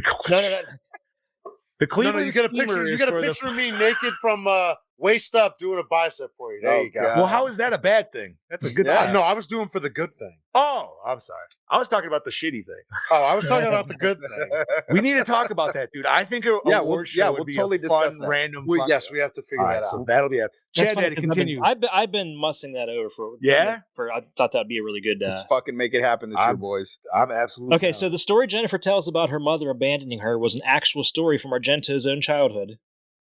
No shit. Which, by the way, she tells that story about her mother leaving them on Christmas Day, mind you. I turn to my wife and say, "That's douche of the movie," and she's not even in the fucking movie. You know what? I wouldn't even have thought about that, but fuck, man, you just sold me on that. Yeah, fair enough. That's terrible. So Brody said he's going to murder someone and leave your bag of poo at the crime scene, Bobby. But if you touch the bag of poo, your fingerprints are on it. Not if he dumps it out. Yeah. It's okay. That's a double dump. That's a double Can dump. I give you guys a super random sidebar? I'll try to keep it under like a minute. Sure. Go. It's a total bag of poo story. All right. Long story short, this is why I have to go here. You had me at bag of poo. Yep. So, shout outs to my buddy Joe Day and Zach Kellogg in this story. So, younger days, we're all working at the same restaurant. Joe and I get out early. This is the day where you shave or cream your buddy's car. So we shave and cream dicks and shit like that all over my buddy Zach's car, dude. So he's just fucking pissed. You know what I mean? Like all under the handles, fucking everywhere. Coated. You got to hose your car. He's pissed. Joe and I are out of my house. We're fucking around shooting BB guns like at cans and shit like that, dude. Like it's a nice afternoon. All of a sudden, Zach just fucking flies up my driveway. I was like, "Oh, Zach's here. What's up?" Dude, he gets out. I was like, I see you washed his car. So he gets out, and we don't see him. We're just like, "Oh, where the hell is he?" And fucking, we're just like, "What the fuck, dude?" And then all of a sudden, you just see him go, just fucking fly out. I was like, "Did he just do something to my fucking parents' house? Like, what the fuck did he do, dude?" So I'm like running up. This motherfucker, I'm assuming it was dog shit. I hope it was dog. I never actually asked him. He found shit somewhere. He had shit. That's all that matters. In a bag, which he left on my car. But he cut the tip off and he did a little pastry thing. So he drew a smiley face on my fucking window of shit. And I'm not going to lie. I can appreciate a good fucking burn, dude. That, I was dying. I was like, brava, sir, brava. That's good. Because I had a hose right there. I don't give a shit. You know, like, I know what I mean? Like, all right, whatever. You didn't give a shit, but he gave a shit. He did. Yeah, he did. He literally It was gave dog a shit. It was dog shit. I did ask him about it because I was like, "Bro, where did you get the poop?" And he's like, "Oh, I found some in my front yard." I was like, "Oh, okay." I was like, "So wait, you drove to my house with a bag of shit in your car?" He's like, "Yeah." I was like, "Nice, dude. Like, you were really pissed." Love you guys. So and then the shit wars began. Oh, dude. And I was like, he's like, "I wanted to do more, but I saw you guys had fucking guns, so I really wasn't going to fuck around." I was like, fair. Damn. But, all right, Chad Daddy, sorry. Continuing, Argento cites this film as his personal favorite among his works. Nice. Oh, it was. Yeah, and he was actually inspired to do this after he learned that insects are sometimes used during murder investigations. That's true. That's a real thing. Yeah, entomology. Yes, sir. They have body farms all over dude, the world. I'm not going to lie. I kind of just want to crazy. donate my body to that shit, dude, because I think that sounds cool as fuck. And The most famous one is in Texas. cheap as hell, Yes, sir. dude. You don't have to do shit. Hey, here you go. Throw me in the fucking grass. Just fucking leave me. Put a cage over me, see They're what happens. They're Can you gonna cover my They're gonna pee-pee, get you anyway. I'd rather go fucking just naturally than have a bunch of listen, dude, I've eaten enough Twinkies that's gonna fucking I'm gonna be good regardless, you know what I mean? Like I don't fucking it. Sorry, Chad, keep going. Okay, buddy. the imagery, aesthetic, and partial plot points of the film were used in an inspiration for the 95 survival horror video game Clock Tower. In the game, you play as a young woman named Jennifer Simpson who is trapped in a sprawling mansion estate with a psychotic, scissor-wielding, deformed boy. The character Jennifer is clearly modeled after the actress Jennifer Connelly's appearance in the film. Excuse me for a second, I'll be right back. Oh, absolutely. Alrighty. Does anybody else have side? If not, Oh, he's grabbing the game. He's grabbing the game. Oh! He is not grabbing the game. Is he grabbing the game? yes, he is. He's grabbing Yeah, he the is. game. What is this? What is this game? Clock Tower. Clock Tower. Fuck Whoa, yeah! Look at Chad Holy Daddy shit. fucking putting the dick on the table. Wow, you just I popped love that this big game. old dick out I there. love this game. Super Damn. side shout out for anybody for audio listeners. Chad is wearing some delicious office pants right Oh now. my Yes, God. he Yes, is. yes. I saw I'm some halfway- Dunder Mifflin on there, dude. I am halfway into my pajamas. Yes. Bro, I got my pajama pants on too. You good? Nice. If I had my I don't pajamas have on, I pants would on not right be now. on screen right now. Steve is rocking balls out, dude. All right. Nice. Well, not nice. balls out, just in my boxers. Oh, okay. Hey, man. That's You're my- that's Texas, my it's warmer pajamas. down there, dude. It's My like 30 boxers up and my here. flannel. Yeah, it's like 34 here. So yeah, the trained Oh, you chimpanzee lucky. that plays Inga escaped into the woods at one point during shooting. After a few hours of searching, she was found and returned to the set. Yes. Oh, poor monkey. That chimp said, "Fuck this, I'm not working today." She said, I'm out. I'm going to the You know, woods. I feel kind of bad because Scuba is like, yep, heard it, knew that. Like, damn it. No, but I love hearing it again because it's a refresher. You know what I mean? The memory not so good now that I'm getting older, but Yeah, because episode 16, that was a while ago. yeah, it was a while back. Yeah. Yeah, it was definitely a scroll down the podcast list. I was like, dude, where the fuck was it? I'm like, Steve said he just listened to this. I was like, oh, That was season 2, wasn't it? I want to say, Yes. what are they on for? I think they just started Three? 4, I yeah. think 4 or 5. They just started Sorry. 4. Oh, Okay. yeah. Most of Italian and other non-English speaking actors and actresses actually dubbed their own voices into English for the USA and UK distribution. Yeah, you could kind of tell that a little bit. There was definitely some weird dubbing scenes. It even seems like Donald Pleasance ended up dubbing his own voice over himself. Yeah, he If did. I wasn't mistaken. Okay. No, you could see his voice, and then it's like sounds louder, and his mouth doesn't match up a Yeah. little. Well, You know, but I love. I'm sorry. Oh, go ahead. Go Go ahead. I was gonna say scene specifically is when he's with the investigators in the beginning. I would say. Yes. I was just gonna say I love when the actual actors dub their own voiceover because at least you get Yes. because sometimes they get other people to do it and the voice just does not match the you know what I mean. So I appreciate that.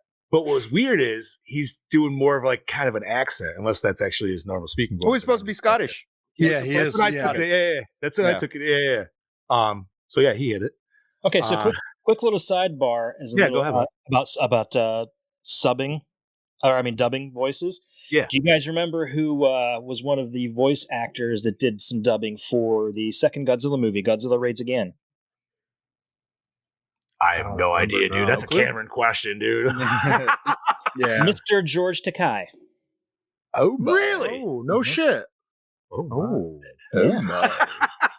Oh my! For anybody who doesn't know who George, If you don't know who Oh George my God. Takai is, I'm sorry about your life. Everybody knows too. listen, they might be young. They might be very young, dude. So you never know. Like, You never know. Yeah. I hate to say it though, but I think it's about time to put crazy old Uncle George out to pasture. He's been saying some pretty Yeah. out there things the last couple years on Twitter. I actually unfollowed him because I just Well, on couldn't take Facebook, I don't too, even- He's I was gonna say, I don't even pay attention to it, dude. So, I'm not even on Twitter, so there you go. yeah, that's true. I my have Twitter's full of porn. my Twitter's Yeah. my Twitter consists of mostly Way to me. be honest, Steve. Way to I'm be just honest. saying, no, and it's not even me. I get a hit, and they're like, "Oh, suggested person for you," and I'm like, "I don't know who the fuck this is," and I click on it, and it's a butthole, and I'm like, "Hi." Hey, it's a butthole. Man, this might be the Instagram part.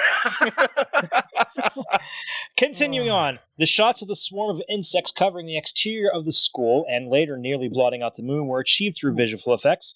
They dumped a bunch of coffee grounds in a tank of water, filmed it, then superimposed the new footage over existing background shots.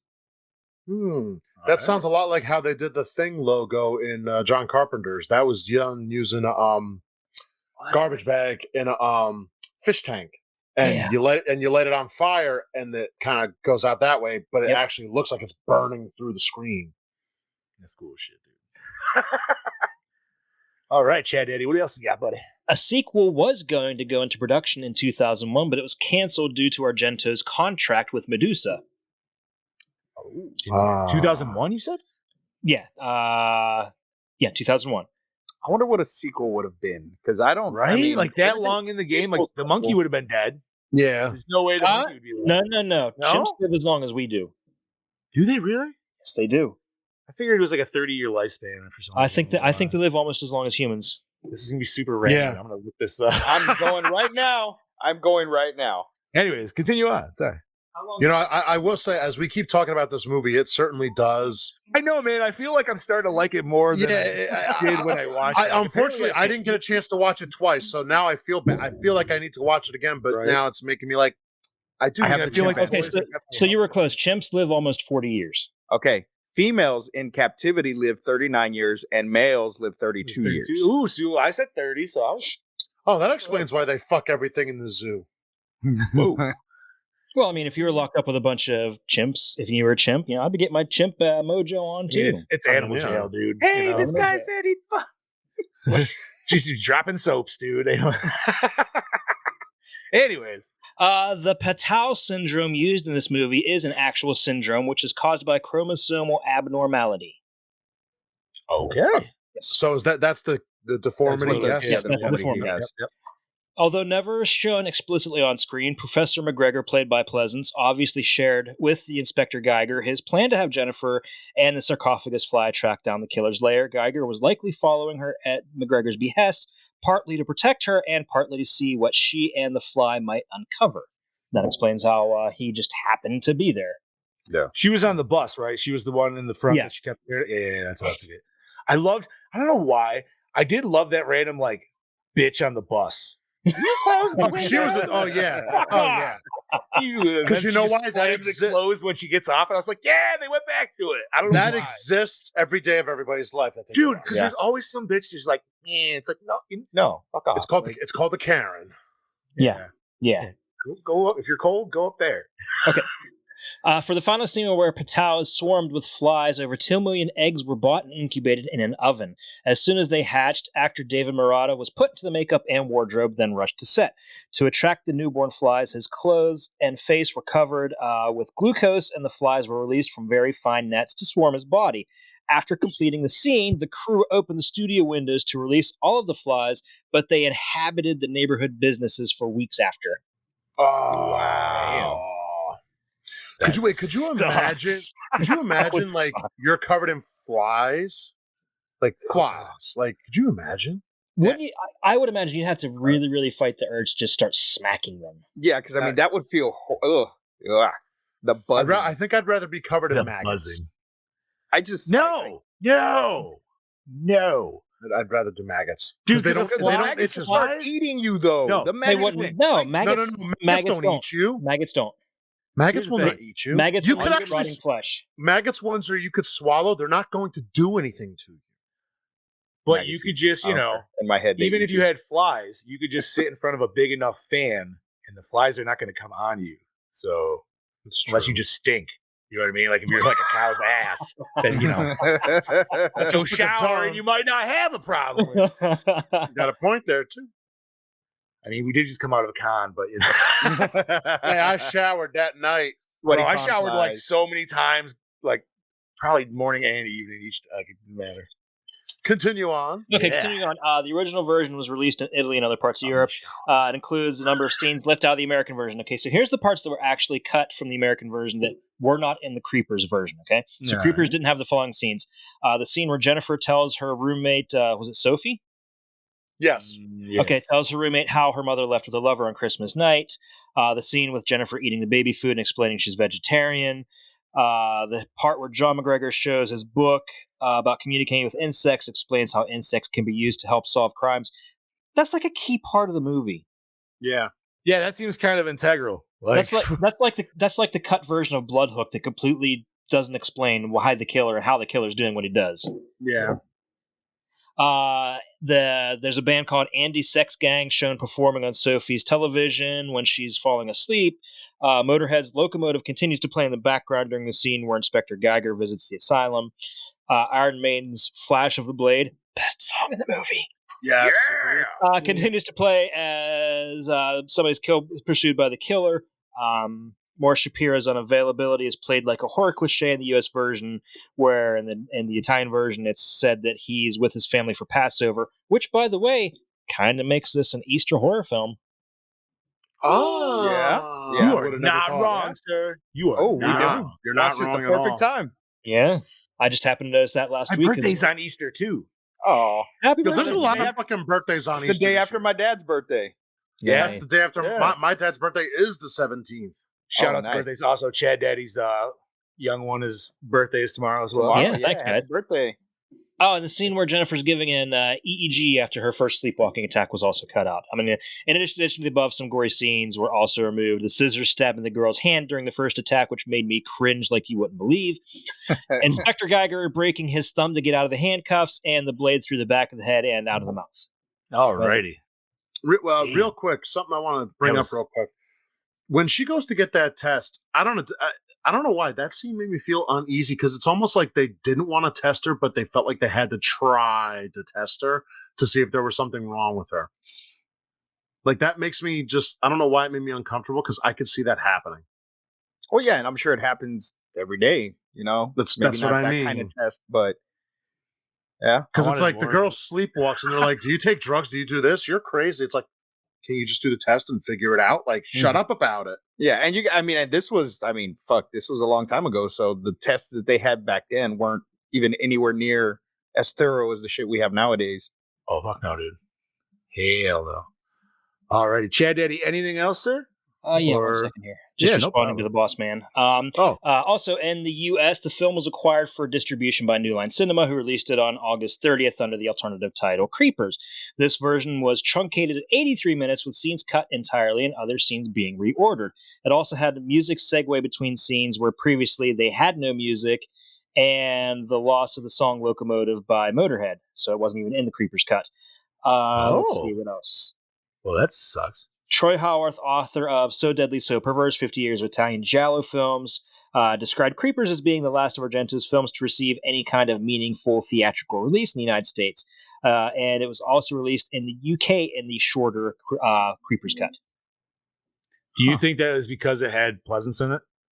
Probably. That's a pretty good assumption, yeah. Because before this, he obviously had Halloween 2. Well, that's what I'm saying. Like he's an easy sell. He also had Alone in the Dark in 1982, so he was still prominent in America because he also had Escape from New York, so he was prominent all the way through the 80s. Indeed. All right, anything else, gentlemen? That's all I got, buddy. All right, so we are on to our question here at an hour and 20 right now. All right, so gentlemen, what format will we watch this on? And I think most of us Prime. Wait, I just want to say mine again because I was like, on demand, baby. Come on, Chad. on demand, which you already Yeah, you be on your on demand. We're Prime Gang right here. Yeah, You could be Prime. All I know is I gotta go like this to my remote and say, Look, phenomena, and it comes up. We can say we're Prime, but there's only one of us that's Prime. That's a prime cut of meat right there. Optimus. Dun, dun, dun, dun, dun. So douche of the film, and I had one, but I feel like Chad Daddy kind of changed my fucking answer on that one. Yeah, not even me thinking about it, dude. Because honestly, the mom seems like that is the douchiest thing that happened in this entire film. She was oh my god! I guess like both mothers are. I guess is this like some like weird like. Is Argento trying to say like he hates his mom or something? Because like maybe mom. I mean, I would hate my mom if that. Yeah, I would hate my mom if that happened to me. Yeah, I would be pissed. Huh?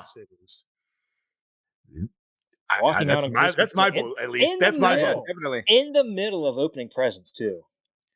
I love how she said he got 12 presents this year, but this 13th one was like, I was like, yeah. That's first of all, that's how you know when the man says that. It's like, yeah, fucking suck. Heather also brought up about the two guys that were about to rape Jennifer in the But were they though, or was she? I don't know. Yeah, I don't know about that. I didn't get that. I didn't get a rapey vibe. I got that they were trying to help her. Right. And she freaked out because she was having an episode and the other personality that she had was gone. And so she's freaking out because she doesn't know who the fuck these two guys are. And on top of that, just trying to say for somebody who, most people just try to actually help people, right? Yeah. If you're trying to help somebody and then somebody's acting fucking wilding out like that, you're like, nope, I'm not fucking exactly. This shit. Open the door, go out. Bye, bitch. Out you go. I tried mine, but you know what? You on your own. Fuck off. Yeah. It was like, I don't need problem this shit. now. The monkey's got you now. Yeah. The monkey and the fly. All right. So does anybody else have a different douche, or we all just going with the moms? I'm going with moms. Moms. Yeah. Moms are for the douches. All right, gentlemen. So we are on favorite kill. Favorite kill of the chimp killing. dude. I was gonna say the monkey kill, dude. The monkey Like, kill. The monkey kill's great. I'm going with the opening kill. I'm going with the opening kill, the beheading, because that was his fucking daughter. That was Argento's daughter. How do you tell your kid, hey, I got a part for you in the movie, but we're gonna chop your fucking head off? You know, I mean, it's either that or show her tits. Oh yeah. Dude, she's like 14 though. Yeah. I'm talking about his other movies, though, dude. Like he's got his daughter's tits in those. Yeah. Listen, you know what that role says, Scoob. You know what that says? Chad. Like, I got a role for you, honey, but I'm gonna kill you. That's when you pissed your father off, and it's like, yeah, you're my kid, but I'm about to ruin your life right now. So just a quick sidebar. Mm-hmm. I was in a film for a festival we had here. It's called the 7-Day Film Festival. You got to film a movie in 7 days. So I played this vampire in this movie that I was in, and my daughter was maybe 3 years old, maybe 4, and I gave her to the head vampire as a sacrifice. Like, basically, I kidnapped her from her family and said, "Here, eat her." So she didn't piss me off. It was just, cute little thing to do. So Kaylee, I get the whole Kaylee. Kaylee, shout out to Kaylee. Okay, but going back to the favorite kill, I'm actually going to go with the beheading of the lawyer when he came to save her, just because it was some completely from out of left field. He's out here, he's walking down the trail, getting ready to save her, and it looks like a happy ending. And nope, there goes his head. That was a good one. You know what? I actually kind of forgot about that one. And she fucking cut his head off with a piece of sheet metal. Yeah. Yeah. What the fuck, dude? Like, talk about a hell of a weapon. Yeah. That's when she had that shit like up against her neck at the end, and then it was just like, wow. I was waiting for her to that's cut a really shitty way to die, man. That kill always stuck with me since watching Creepers. That's always been in the back of my head ever since then. That's why I got to pick it as my favorite. It stood out to me, 30 plus years ago. Fair enough, bud. Sweet. All right, gentlemen. I think we are on best scene. Yes. Best scene. Her in the body. 30 fucking minutes. Her, dude. yeah, say yeah. Her in the body. Her in the body pit specifically. Yeah, the dead. That's just fucking gross. Oh, it was so nasty, dude. And could you imagine getting that shit in your mouth? Nope. Okay, I'll agree with that, especially the dead pit scene, just because the one scene I was going to mention, I'll save for the cinematography question. Ooh. Okay. I wonder if we might be on the same one for that. All right. Quite possibly. Let's see. So yeah, that for me it was not even just that, but it was like that and the kid reveal, because that was definitely left field for me. Wasn't expecting that by any means. So opening scene hook you in? Well, yeah. Yes, it did. Yes. Yeah. It did. It did, but man, did I hate her fucking scream, so I was really happy. Yes. Her screams fucking. Did I just say that? It's like I liked it and I hated it at the same time, just because, like, oh my god, dude, that scream was fucking annoying. But man, she got hers, so that's all that mattered. Yeah, she did. So yes, and then we got some nice head rolling down. Nice head. Rolling down the waterfall. Gentlemen, most attractive character of Jennifer. Phenomena. I like Jennifer.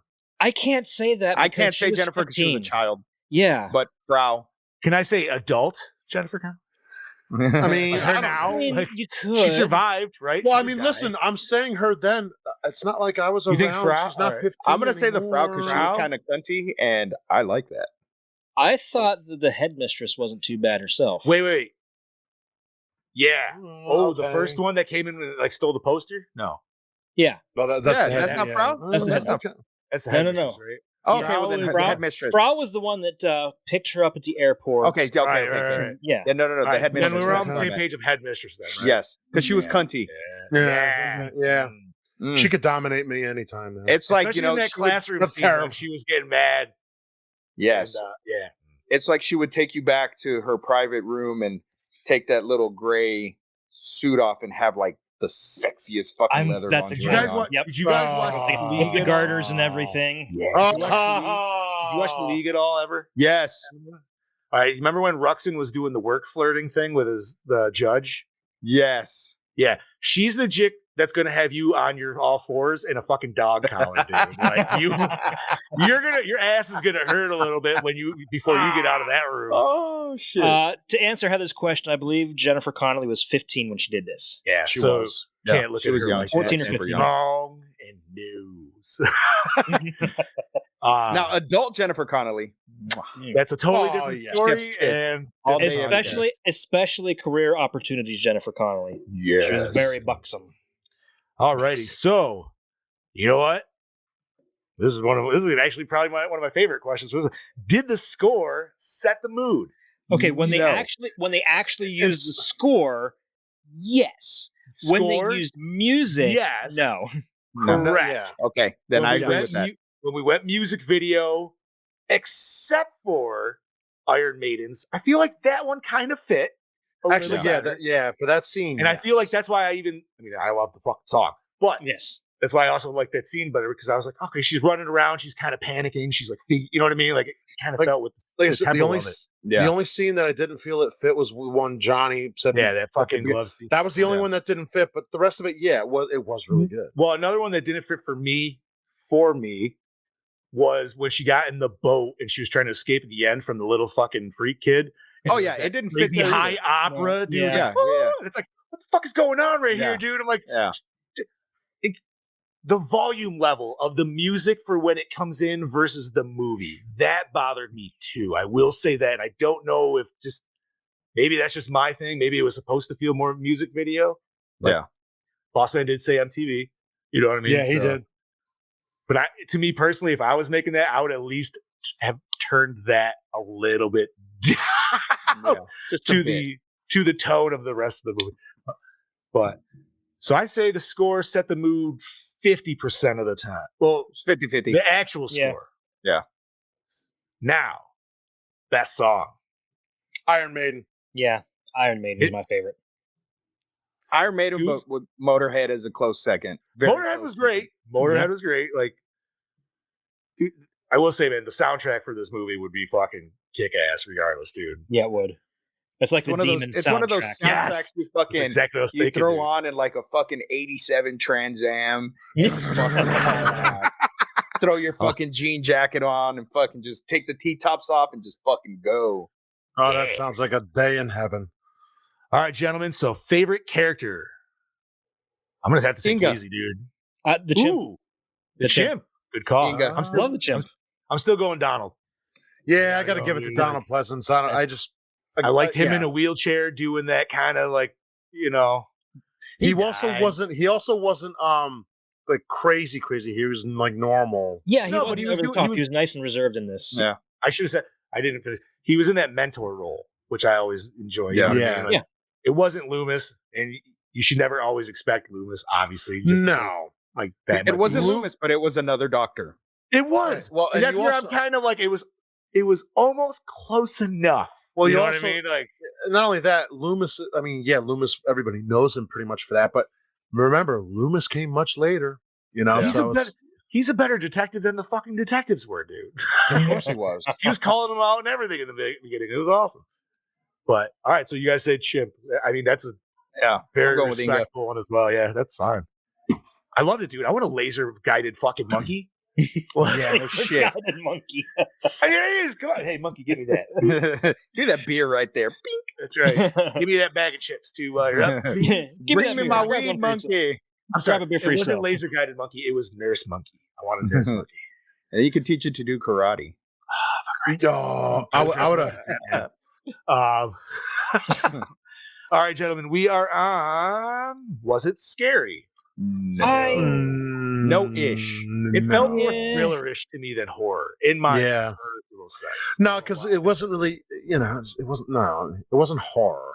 I don't know. Like maybe it was more sci-fi heavy than horror. I don't know. heavy? I'm kind of back and forth. I'm kind of back and forth on it. Part of me says yes. Parts were. Okay, so here I'm going to say no because my 8-year-old daughter, who's like petrified to potentially watch horror movies, was standing in the doorway watching it the whole time, and she was just like, "Daddy, this doesn't seem very horror." And I was like, "Yeah, I don't really know if this necessarily is." She's like, "I thought you said it was scary," and I was like, Yeah. So I got to take John's like, stop waking me up. I'm sleeping. no, man. Yo, okay. So, super random side note on me trying to watch this movie, dude. Like, I was watching it in my normal, like, fucking man cave down here. And I kept going to my phone, dude. So I even threw my phone on the other side of the fucking couch. Like, no. Like, I need to pay attention to this movie. And then she's like, hey, Daddy, can I have lunch? I'm like, all right, let me fucking I'll pause it, whatever. So I go out, make lunch. So that's obviously like a 30-minute fucking sidetrack. So then I'm like, all right, I'm going to park myself right in front of the TV in my bedroom. So I have no other weird distractions. I'm going to put myself in it somewhere I don't usually watch a movie so I could finish this movie. So then I watched the last half. So I was more dedicated to it. But all right, gentlemen. So does it hold up today? For the most part, I would say yes. Moderately, yeah. I would say that's in the middle, but yeah. Some of these slow down kills, I know, Steve, like you like the window shatter one. I'm kind of with Heather. I didn't really dig it myself. Yeah. Maybe just because it was done in the slow mo. Like I understand it was trying to be, build that suspense. Yeah, thank you. Yeah, it's trying to look suspenseful. But I don't know, man.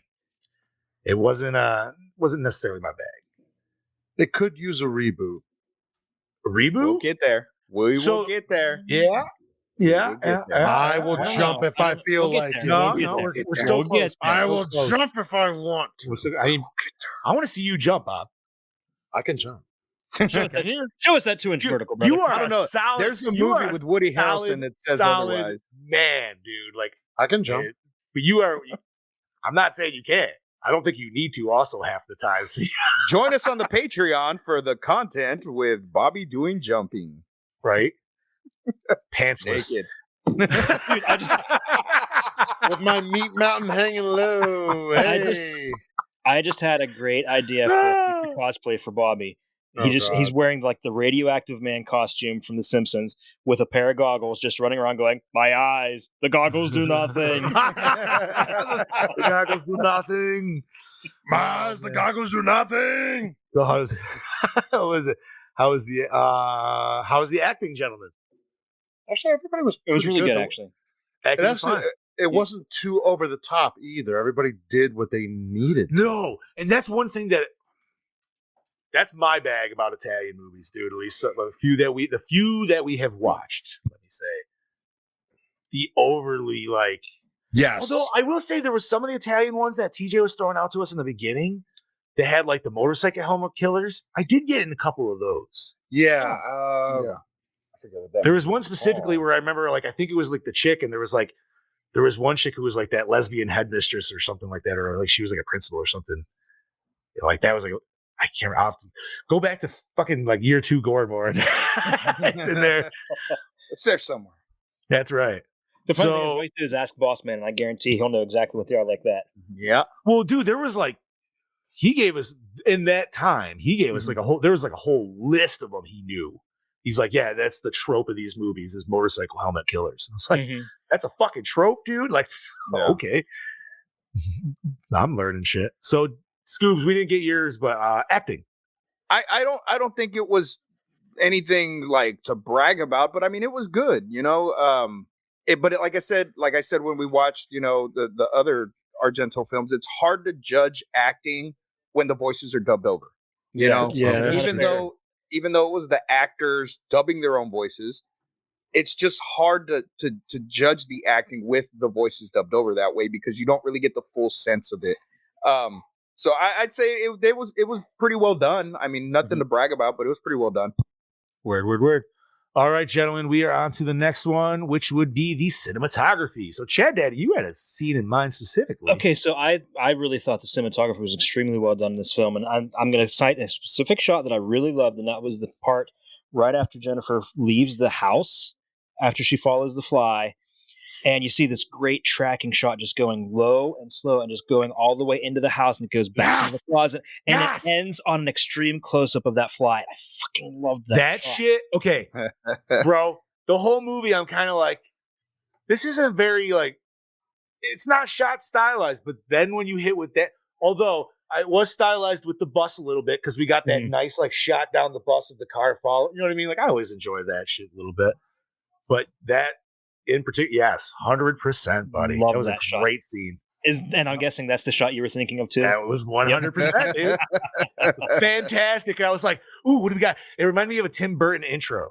Yes. Yes. That I was like, Yes. I was humming Beetlejuice. I was like, and a little bit of Sam Raimi there as well. yeah, like that nice tracking, like through the woods. That's what I was thinking. I was thinking of Evil Dead with that because as it was going behind her, like because you see it in Evil Dead like that too. I can see that. I would say Steve, I gotta ask.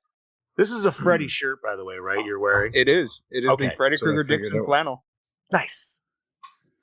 Very. and I have the matching boxers. Ooh. Oh, On now. On Yeah. Homie.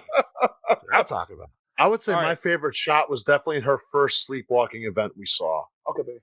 What was the first one? Was that to The first ledge? one? It's like the first night. Yeah, the First first to the night. ledge, right? When she first saw the killer. Mhm. Okay, yeah. No, that was cool.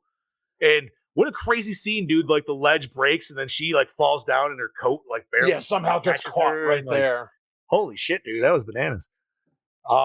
Anything else for cinematography, boys? I mean, like I said, I did some of it was middle of the road, but then there was definitely some good like nuggets in there for sure. Yep. All right. So premise, how'd you feel? Oh yeah, I liked it. I mean, absolutely. That was it could totally easily be a fucking X-Men mutant film. Oh yeah, 100%, dude. Like you guys said, superhero. Like this is bug powers, and oh man, I can't wait till we get to our next question because I'm like, ah. But yeah, man, premise was fantastic.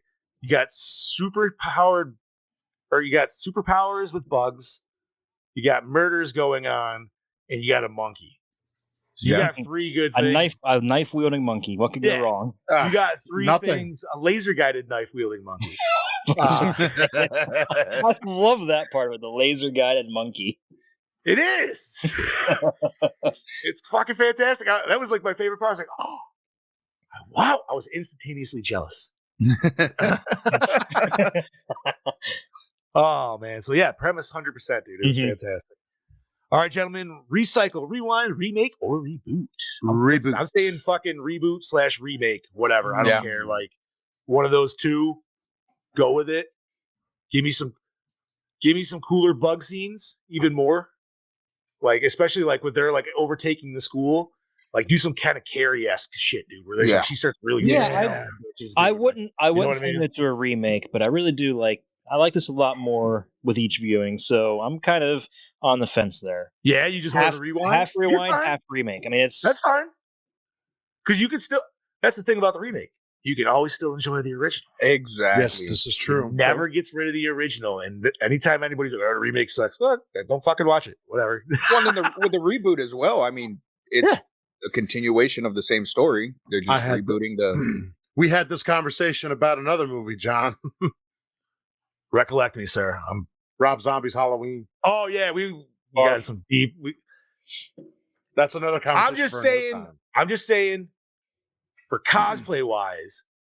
Oh no. Fucking Bob. Oh, when we were talking, I want to see Bob dressed as Zombie Myers. I love Zombie Myers, and that motherfucker would fill that shit out. Yep. Quick sidebar. I like the remake. I would redo that remake, Michael. There's reasons why I also don't like the remake, but I still like it. I still 100% love it, dude. But yeah, I love the remake. I can go like 3. I can go longer. I like half of the remake. I don't like part 2. I don't like part 2, but I love part 2 is kind of a part 2 is a too half artsy for me as well. Too artsy. He tried to go too fucking artsy. He went too crazy with the reins on it. Yeah. That's why the third one never happened. Studio wanted it. He was like, I don't want it. And then everybody else was like, well, if he's not doing it, then I don't want to fucking do it because nobody's going to be able to do his style. Well, that's also because Dimension was on its way out. Too. I would like to see Rob Zombie's take on Halloween 3, Season of the Witch. That could be really cool. Bro, I got the fucking most fantastic Season of the Witch shirt this weekend. It is fucking dope. I saw that shit. I was like, ooh, need it now. And then the Terminator 2 was the follow-up because, yeah, I feel like Season of the Witch, if he did a version of Season of the Witch, that would be fucking fantastic. Oh, that would be cool. Fucked. No. We would actually get kids screaming at the end, dude. Oh, yeah. Fucking horror. Yeah. Yeah, you would see the aftermath. It wouldn't just cut to it wouldn't be done. All right, gentlemen, are we ready to rate this bitch? Let's do it. All right, so we got a 6.5 between Heather and Brody himself right now. So let's add this shit up even more. Scubas, you want to start us off? It's my favorite Argento film. I'm giving it a 4. Solid 4. All right, Mr. Amone. You know, as we talked about this, I will give it a second round. So I'm not going to rate it too high, but I won't go low. I'll give it like a 3.4. Nice. 3.4. That's pretty solid. Chad Daddy. You know, I'm going to side with Scoobs and give it a solid 4. Solid 4. All right. I'm not going to lie, gentlemen. I'll be straight up honest. I was going to come in with a fucking lowball score on this, dude. I really was. As you knew. I was too. I feel talking about this, listening to everybody talk about it, I'm glad we had Pod Boss hop in with his little stuff today. And Brody and Heather's, everybody's take. I was coming in with the 2. I'm giving it 3. Nice. Yeah. So, yeah. So we'll add that. Got to do my maths. What do we got? 6. All right. That gives us a score for 1985's Phenomena of 3.5. Nice. Not bad. Fair score. All Not right. bad at all. So not too bad. Chad Daddy, what do we got next week, buddy? Next week is, I think this might be your pick for Blade in the Dark. Ooh, yes. So I've never seen it. TJ asked us to do he gave us a list of things, genres we should have looked at. Clearly this was not my genre, so I had to do some fucking searching. I like the title. I know it's not, I did a total fucking VHS thing. I saw the title in the cover and I go, ooh, what's that? and then I looked at the synopsis and I was like, all right, I kind of dig it. And the so funny thing is that was going to be my pick, and then you called it first. Like, shit. Really? No, it was always either going to be that or Torso, but you went with that. So like, all right, I'm picking Torso. Nice. Okay. So that was Blade in the Dark, sir? Yes. And where can we find that? Do we know? You know, I didn't look that up. Let me look that up. And if you guys want to continue on, we can get a little nerdy if anybody has anything. I do not have any nerd news. What about you guys? Do you have anything nerdy for us to talk about? The only thing I have to say is it's not. I mean, we know it's out. We've probably did. So I forgot to. I went and saw Morbius on Friday. Scoobs, you saw that too, right? I did see it, and I liked it a lot more than Bobby did. Well, I'm going to tell you how it was fucking terrible. Like, I'm sorry, there was no development, and I don't care about spoilers because this movie kind of. It's a comic book movie. What fucking development do you need? Pick up a Morbius comic. There's your development. Here's what I'm going to say. Here's what I'm going to say. Leave the vampires to the horror movies. Why, dude? No, he's a fucking vampire superhero. Whoa. We're going to back that shit right up because Wesley Snipes is going to come in and slap your fucking ass. Yeah, he is, bro. Besides Blade. No. Which there was a fantastic Blade cosplayer there this weekend, dude. His shit was fucking on point. He came up and did a photo and he pulled his fucking swords out. And I'm pretty sure he had real fucking swords because they were like, shing! And I was like, oh. I was like, what? Like, fuck yeah, dude. Sorry. No, that wasn't a cosplayer. Wesley Snipes was in the It was actually Wesley Snipes in fucking Jersey. I was going to say, Wesley Snipes must have grew about 4 feet because that guy was fucking tall. Heather says it's on Shudder. Thank you, Heather. Excellent. But Morbius, I don't know. My only issue with that movie was the CGI. The CGI fights were very Dragon Ball Z-ish. We talking like Matrix 3 here? Like just fucking all over the place. Wait. Now, as a Dragon Ball fan, are you saying that's why I'm going to probably like it more like you did? No, I'm not saying that at all. I liked it because I like Morbius. I used to read the fuck out of Morbius comics. Like Morbius made me so mad as a kid when they made him like fucking suck blood through his hands. Yeah, on the animated Spider-Man. You can thank the TV. If it wasn't for Morbius, there wouldn't be a Blade. Nope. In the comic books. So fair enough. Therefore, and granted, of course, in the movies, we're not going to get it that way, which is fine, whatever. I appreciated the movie for what it was. Not everybody has the same taste in movies that I do, just like Bobby has his opinions different than mine. But I enjoyed it. It was fun. I liked it better than Venom. And I've never seen Venom yet. And I don't know. I like he's Venom. Gonna bitch slap me for saying that. I thought Venom was pretty good. So let me ask you: is it tied into MCU at all, or do they actually take all that shit out? At post cred, right? Yep. Yeah. Okay, so that's there. All right, they didn't take it out. I heard both ways, so I wasn't sure. I do have something for nerd news. I mentioned to you guys, I think before the show, or maybe I can't remember, but Spirit Halloween Store is officially making their first movie. Yeah. And it is going to have the illustrious Christopher Lloyd.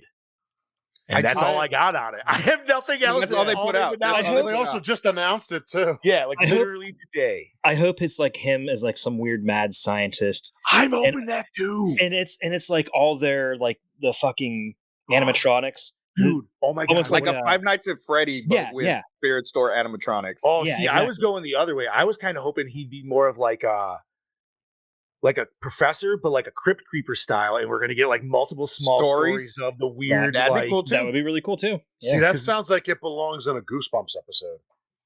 I'm fine with that. You're not wrong. I mean, this is all speculation. All we have so far is Christopher Lloyd and Spirit Halloween in a movie. That's all we got. It's all over Instagram and shit. If you guys haven't seen it, I'm sure you have or you will. So yeah, I don't know. I think that's all I had, really. I don't, unless you guys. I honestly did not look, so I will have. I did see Sonic. Sonic 2 was. I heard amazing things. The wife and the kids saw it this awesome. Weekend. I still haven't seen the first one, man. And no spoilers, because I was mad that it got spoiled for me. But there is a post-credit scene, so make sure stay for it because make sure you don't epic. Miss that shit. And I was so mad. My own fucking wife spoiled it for me. I was like, no! I kept yelling at my daughter. I was like, don't spoil it, don't spoil it, don't spoil it. But I mean, you had to see it coming. And I was like, I don't care. I want to see it. He wants to see it. Most of the time, I don't give a shit about spoilers. I honestly don't. Yeah. Usually, spoilers will actually make me want to watch a movie more because I'm like, oh, okay, that sounds interesting, cool. But Sonic 1, I fucking loved, so I'm already ready for Sonic 2. You know what I mean? Like, yeah. So. There's cool. You're gonna love it. Glad you enjoyed it, homie. DBZ nods. That's all I'm gonna say. I heard there's a Ghostbuster reference in there too. And there's a Ghostbuster reference. Yeah. Yes. But it was a really good movie. I went to go watch it by myself, and it was fucking awesome. Like I love Sonic the Hedgehog so much, and I love the first movie. Yes. Nice. Fucking awesome. And Jim Carrey, awesome. Will you be sad if that's his last role? He said he wants to get out. I will because I don't see anybody else playing Robotnik other than Jim Carrey at this point. Now, I did see rumor today and take it as, you know how Hollywood is, dude. Everything's fucking like with a grain of salt. But I think they're really trying to get him to bring back Ace Ventura one last time. He's been talking about they need I to. Saw that. It's time. Do they need to? They actually don't need to. Do they don't need to? Did they need to bring back Bill and Ted? Did they need to bring back Jay and Silent Bob? No. So Jay and Silent Bob was I liked it. I didn't love it. I still haven't watched Bill and Ted because I've heard bad things. And I wasn't really impressed with the trailer. So yeah, no, I don't know, man. I'm not sure how I feel about these like 30-year reboots down the road. Like but Ghostbusters I loved, but I'm biased on that. But you know, here's you know what I mean? I'll fully admit. Here's the thing with that. When these actors die, that's when we're like, man, I wish he would have just done one more. No, I know. You're right. Because, dude, everybody give us one more. Listen, with Ramis, we were because of the film itself, we were able to pull it off. You know what I mean? It deals with Ghost. All right, cool. Problem solved. Okay, look. If we got one more match out of Stone Cold, we can get one more Ace Ventura movie. That's true. All right, he's got a point. Yeah, that's true. That was Stone Cold is fucking. And shout out to Kevin Owens.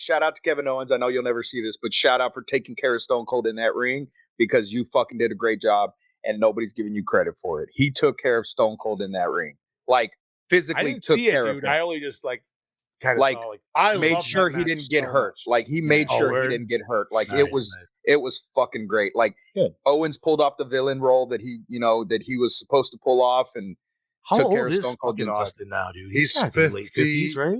57.